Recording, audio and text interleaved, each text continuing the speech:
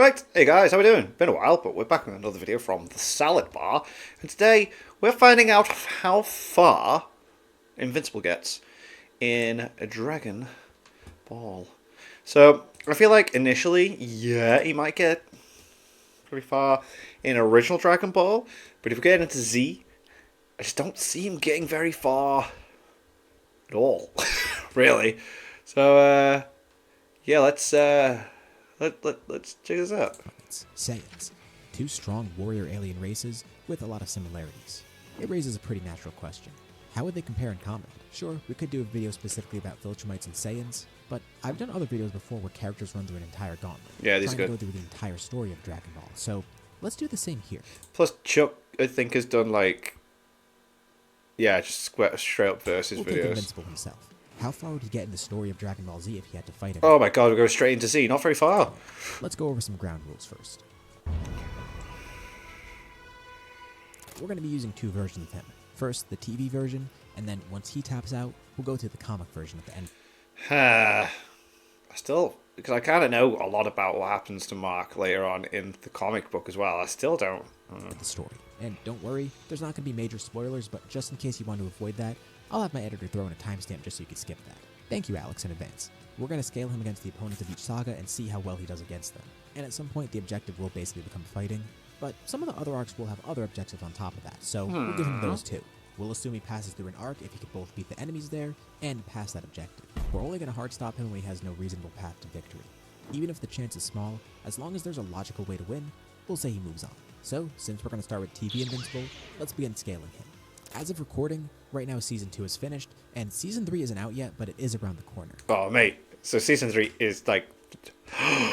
Oh, the time we're recording this, I need to watch Episode 4. Oh, I can't believe... I've been going on about all day and work. I can't wait to watch the 4th episode of Invincible, and then I'm recording this instead. Anyway, let's do it. By the time this video drops, there's probably going to be an episode or two of it, but if you're watching this later on in the year, that's why we're not covering Season 3 here. It is also kind of perfect timing for an Invincible video. So Mark's feats are kind of weird because we're going to have to compare him to Omni-Man a lot, which does make it a little tricky. Let's start with speed. He's going to be really fast compared to Dragon Ball characters, especially at this point in the story. Sure, later on in Dragon Ball things are stupidly fast, but in the beginning of the story, characters really aren't that quick. Alright, so he is doing Dragon Ball. Right, okay. And you'll see what I mean later on. Currently in the show, Mark's speed should be massively faster than light. For one, he's able to fly to the moon really quickly, but that's just kind of a relativistic feat. The real impressive thing here is when we compare him to Omni-Man. So when Mark and Nolan fought those Viltrumites, obviously they needed 3 people to take on Nolan alone. So these Viltrumites aren't on his level. Yeah, like, he's something else, man. Oh. But they're not too far off. Let's say they're equally strong, and if we really lowball them, we'll say since 3 Viltrumites were needed, that's 1/3 of Nolan's strength. So 1 Viltrumite, 1/3 Nolan. And of course, Mark was able to fight one of them alone. So let's say Mark's relative to one of them. So to keep things simple, we're going to assume Mark he's is a 1/3 third Nolan's of... strength right now. Okay. Trust me, this will save a lot of headache later on. It's not really an accurate estimate, but it's a good guesstimate. It's an interesting way of looking at it. So as we know, Nolan could fly throughout space pretty quickly. Most impressively, the fact that he flew to Thraxa, which is a couple galaxies away from Earth. And there's not an exact time span or an exact distance for this. Plus, he didn't directly fly from Earth to there. He just kind of flew around aimlessly along the way. I mean, yeah, he nearly threw himself into a black hole. I was depressed. So really he should be faster than what I'm about to say, but to get the lowest estimate for this, let's assume he flew directly from Earth to Thraxa. And let's say it took a month. So Thraxa is a couple galaxies away. Again, a very vague estimate, especially with how big that is. But the closest galaxy to us is 25,000 light years away.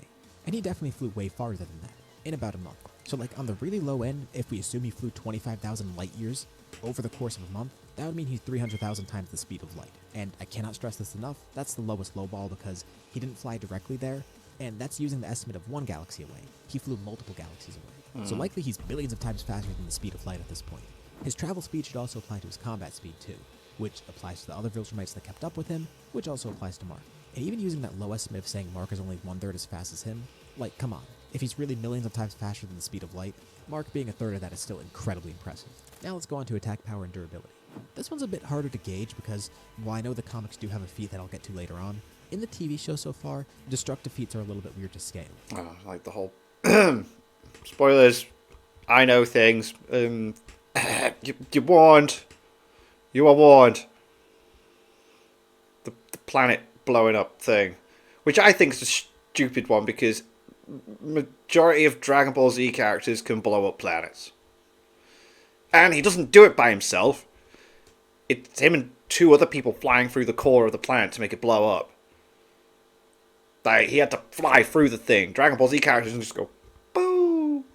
Especially with the fact that we're going to have to scale Mark to Nolan again. So let's go that's over him comic pretty book briefly. stuff. So far in the show, we've seen Nolan rapidly destroy a civilization alone. That was and sick. while we didn't actually get to see this, he told Mark that he stopped an asteroid as big as Texas before, which would make for a really impressive lifting feat. Could just be Texas is telling a massive. funny And joke. multiple times in his fights, he's using so much power that he's able to create explosions that could be visible from space, or vice versa, being visible on Earth from space. Also, when he fought Mark, he delivered a punch so powerful that it nearly destroyed a mountain, with Mark absorbing a lot of that impact. And that's one of his less impressive feats. So it's a little tough to say how destructive Nolan is at the moment, but at the absolute bare minimum, he would be small country level. And that's a low ball. I personally would place him around continental, if not even higher.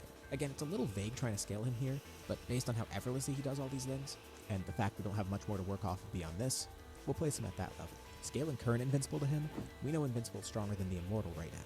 And Omni-Man's also considerably stronger than the Immortal, but he still was able to harm Nolan in their fight. So Mark is somewhere between those two, meaning he's strong enough to at least considerably harm Nolan.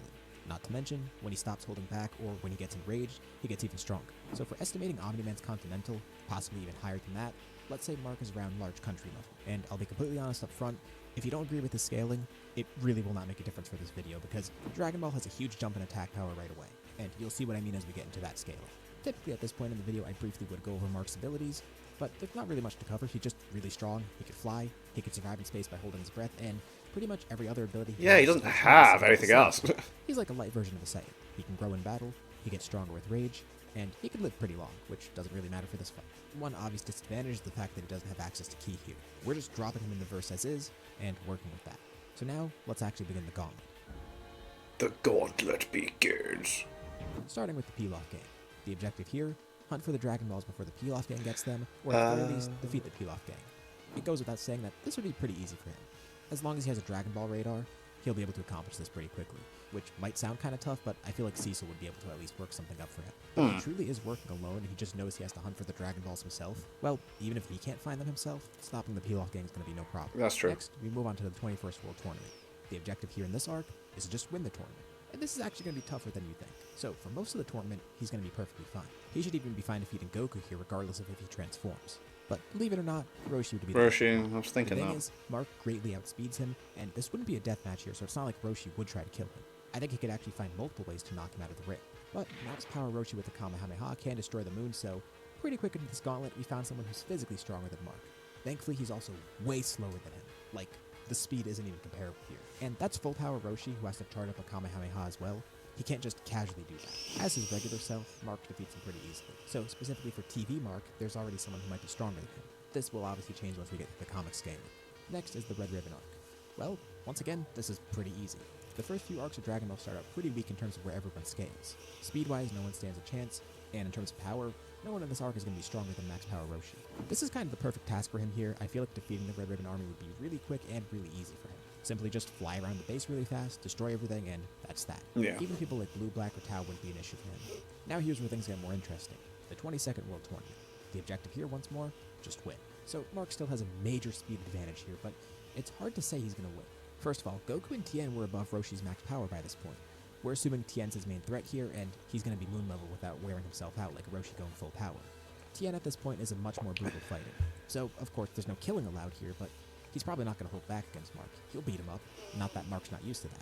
Tien's going to be considerably stronger than him, but Mark's still going to be greatly faster. Faster. To the It's point still where the there's no way speed Tien every can beat time him. at the moment, Assuming isn't it? speed was equal here, Tien would beat his ass, no doubt. But Mark's going to be really carried by his speed at this point. And just like Tien, he can also fly. By the way, this all applies if he's fighting Goku just as well. But Tien's a more fitting opponent here, so that's what we're going with. The gap in power isn't so massive that he has no chance of hurting Tien, and if you were to highball Mark and say he's like multi-continental here, which I think is a really high highball, at least then he could probably even harm Tien. But even just using the estimate that we had before, he still has other ways to catch Tien off guard. Definitely a ton of ways to speed blitz him too and knock him out of the ring before he even gets to his full power. So, since he has multiple paths to victory here, we're going to say he still moves on, although he's not really going to make it far. The next arc would be King Piccolo. The obvious objective here is beat King Piccolo and all his sons. So Mark still doesn't have the power to outright kill Piccolo or even some of his sons because they're stronger than the previous opponents. By this arc, the strongest fighters are beyond 22nd World Tournament Goku and Tien, who are already above Roshi, who was already a Moonbuster. And unlike a tournament, this is a death match. These I'm people very are trained intrigued for it, to see so how far the speedless comic and book knocking one him out of goes. the ring isn't going to work here. Granted, he will be really hard to kill with his speed advantage because, well, he's going to be hard to hit in general. but he won't be able to harm his opponents either. One way he could beat his opponents is just by grabbing onto them and then dragging them out into space, where he could survive but his opponent can't. But I think now might be a pretty appropriate time to move on to comic Invincible, who's stronger than the TV counterpart at the moment. Now we'll enter into spoiler territory for the comics, and again, it's not going to be massive spoilers, but if you want to skip it, you could just look at the chapters on the video below and go through the conclusion part. But if you read the comic or just don't care about the spoilers, let's get into that. As for speed, in the comic he's going to be faster than where he was in the show, obviously. Yeah. Like, one impressive example of speed here is that Nolan was able to fly 65 million light years in 2 weeks, going from Earth to the Virgo supercluster, which is way more impressive than his last feat that we discussed in the speed section, which was already really impressive to begin with. And end of comic Mark is comparable to or beyond that in speed. Not that it really makes much of a difference though, because he already does significantly outspeed Dragon Ball at this point. Sure, if we're comparing him with Super, then that's a different story, but at this point in Dragon Ball's story, no one's even close to a fraction of their speed at the moment. Attack powers where things get more interesting, because obviously that's a little closer. And unlike in the TV show, Mark does have more actual destructive feats for himself, and they're easier to quantify. The most famous feat of his is him destroying Viltrum. So what we know about Viltrum is that it's pretty similar in size to Earth. Oh, he skipped over that picture so quick. Oh, if he doesn't explain there's other people there. And of course, Mark didn't destroy it alone. Nolan was there, and so was Theus. Oh, okay. I thought he was going to try and skip over that. Oh my goodness. To make things easier, it's reasonable to assume that all three of them put in equal effort. So think of it like this, each of them had the power to destroy 1/3 of Earth, at least at this point in the story. Okay. And he also grows above this later on too. So on the low end, it's pretty widely accepted the small planet level based on that feat, and I also think it's reasonable to push him to planetary. Oh, I thought he was really trying to skip over that. Oh my goodness. And when you think about it, he's only going to need like 3 times the strength to actually do that alone. So he's small planetary, possibly to the level of an Earthbuster by now, which would just be regular planetary. When comparing to Dragon Ball, we're going to have to use these terms like small planet tier, things like that, just because we can't get a direct one-to-one comparison like by using power levels or something. Alright, now back to the Gauntlet. As for the King Piccolo arc, well, now he mogs King Piccolo completely. His speed was already way above him before, and now with his I agree with that. Piccolo can't even hurt him. He could one-tap everyone here with pretty low effort. Moving on, the 23rd World Tournament. And pretty much the same thing would happen here. The objective in this tournament would be to win, which would be just beating Piccolo Jr. And from King Piccolo to here, there wasn't really a massive power jump. Yeah, it's not so much. Pretty much the same outcome as the last arc. A pretty easy win for Mark. Now where things get fun is where we go into the Saiyan side. So we'll split this into 2 parts. First, the Raditz section of it, and then the Vegeta and Nappa section of it. First section, objective, stop Raditz. Here, Mark actually might have a challenge. Sure, he's That's still what pretty I good think. against Like, Raditz. I don't know. Even if he does manage to beat Raditz, though, I don't think he's beating Nappa. You know, I don't think he's beating Nappa. And if he beats Nappa, he ain't beating Vegeta. That is where he That's greatly stops. an understatement, because by now Raditz is really only brushing upon relativistic speed. Even highballing Dragon Ball speeds at this point, the highest estimates are barely into the faster than light range. Meanwhile, you have Mark, who's over 1,000,000 times faster than light here, so not even comparison. You might also be thinking, Raditz is kind of weak, so Mark should be able to win here too, right? Well, while Raditz does seem weak, by this point in Dragon Ball, he's actually a pretty good opponent for Mark in terms of strength. Suppress Piccolo with weights on can casually destroy the moon with one attack, and Raditz is obviously multiple times beyond that level. The rule of thumb that people like to go by is that a power level of 10,000 is required to destroy a planet. But that's in a guidebook and not in the main story, and it's also relatively inconsistent with the series too. Trust me, I'm going somewhere with this. Here's a good way to look at it. Piccolo with a power level of around 322 blew up the moon with little effort. Roshi with a lot of effort while being a lot weaker than Piccolo at that point was able to do this too. And again, I don't really like using sources outside the main series, but I guess if you want a more accurate comparison, Roshi's power level was listed at around 180, specifically at the point when he did blow up the moon.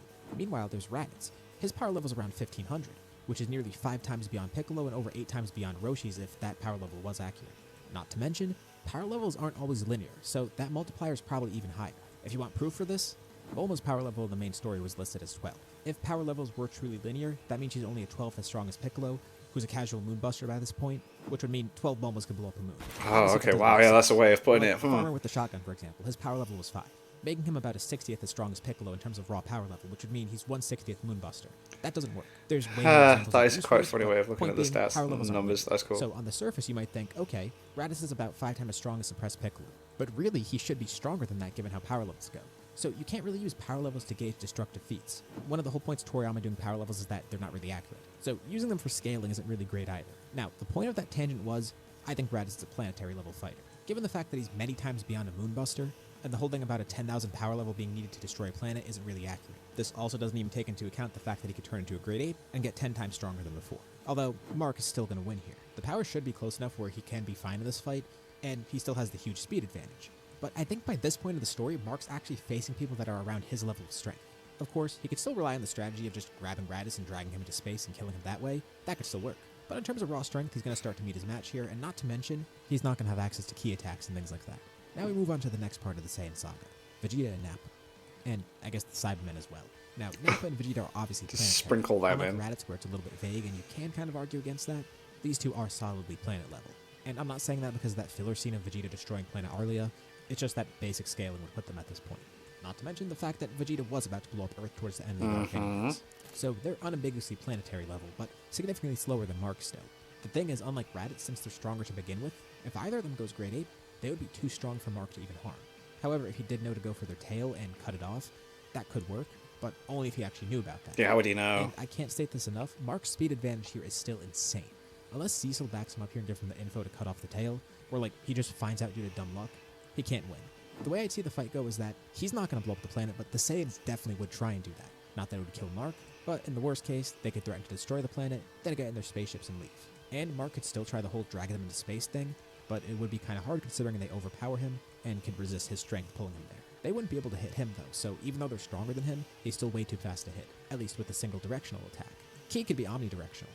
Both Vegeta and Nappa at this point have attacks that have a wide range. Plus, they can both use telekinesis to some extent. So even if they're too slow to attack him physically, they have a ton of ways to get around that with Ki, and at least in Vegeta's case, telekinesis. Like, look at Dirty Fireworks, he's able to use that. So at best, Mark could end this in a draw. Basically just outlast them long enough and probably run away. So he's not necessarily going to die here, but he's also not really going to be able to kill them, unless he blows up the planet, which is something he obviously wouldn't do. Mark in this case is the unstoppable force, and Vegeta and Nappa are immovable objects. And I know his speed is so insane that, purely from a speed standpoint, Mark would be able to contend with people later on in Dragon Ball Z and even the beginning of Super. But in terms of raw strength, he's outclassed by the time he meets Raditz. And unlike the fighters in Dragon Ball, he doesn't have the same variety of moves that they have. So I think it's I was gonna say, yeah, like Mark doesn't really have the skill set either. It's just like do weights and punch stuff hard, yeah. Stop Mark here because if we keep him going, the best he'll do is just fly away from everybody. So he's not necessarily going to die in these fights, but he's not going to win them. But still, it's pretty impressive that he makes it this far, and who knows, maybe the TV show will give him better feats and he can go even farther than that. But at least as of now, TV Mark can make it to the 22nd World Tournament, and Comic Mark can probably make it up to Raditz, although things will start getting really tough really After quickly. that, yeah. The best thing working in his favor is the fact that he can survive in space for a bit, but obviously that won't matter once he starts fighting aliens that can breathe in space, like Frieza, for example. Not to mention, he can't breathe in space, he could just hold his breath in space and survive as long as that lasts. So technically he can't just live in space forever. That will only work for so long. What do you think? Let me know in the comments below. As usual, I know it's a power scaling video, so keep it civil. But anyways, thank you all for watching, and I'll see you on my next video. And thanks again to Surfshark for sponsoring this video. Interesting. Gotta kind of agree. I really thought he was going to try and swerve that. I honestly thought he was just going to be like, you know, because the way the picture came up and then just went off, I was like, oh! But then no, he actually went in and was like, explained it. And I was just like, okay, that's cool. Yeah. Well, there was going to be some drama there. But no, that's fun. Yeah, I do. Yeah, I agree with that. I agree with how far he gets. There's no way he's getting, like, he's beating anyone definitely after Nappa or Vegeta. Like, so, fun video. Thanks for watching.